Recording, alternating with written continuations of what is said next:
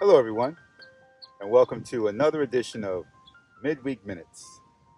This past Sunday, our message was entitled Magnify, and it was taken from Psalms 34, verses 1 to 4. Let me read it for you. And this is the King James Version. I will bless the Lord at all times. His praise shall continually be in my mouth. My soul shall make her boast in the Lord. The humble shall hear thereof and be glad.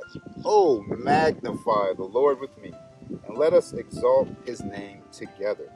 I sought the Lord, and he heard me, and delivered me from all my fears. Magnify. You know, people do all sorts of strange things to try to get closer to God. They may deny themselves simple, basic needs, or they may climb up on top of a roof thinking that they're getting closer to God. But we magnify the Lord not by making him bigger, because we can't make the omnipresent God any bigger, but we magnify him when we enlarge our view of who God is. You know, if you hold a magnifying glass in the sun against a piece of paper, it will catch on fire. Guess what? Our God is a consuming fire. And if we magnify him, which is enlarge our view of him, we will catch on fire and will praise him and worship him in a manner that he so richly deserves. You know, when I was younger, we had this toy called the Jack in the Box. You know, you press the button and the jack jumps out, and you can push the jack back down into the box. Sometimes that's how we treat God.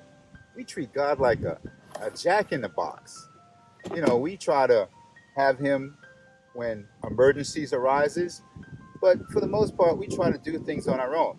Something comes up, we're like, here, God, hold my Bible. I got this. We try to do it in our own strength. Or maybe we try to handle God. You know, one of the things I used to do as a kid is I would play with my friends and say, I'm crushing your head.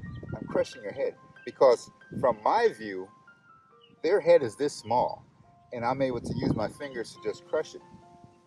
When we view God in the natural and don't seek him and learn who he is, you know, the Bible tells us that his ways are far above our ways. His thoughts are far above our thoughts. We can try to handle God, like we can put him in the palm of our hand, when in essence, he has the whole world, the whole universe in the palm of his hand.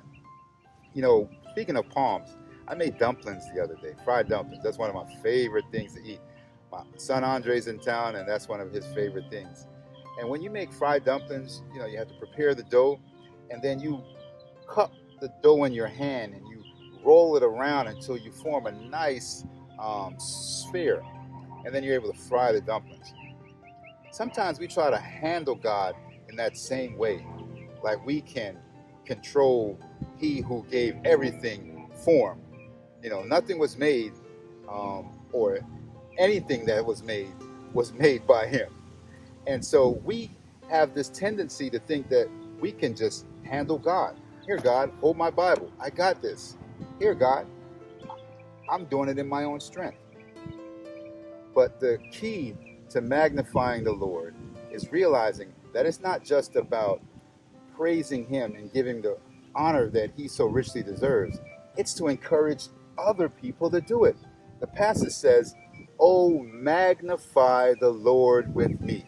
Come, let us exalt his name together.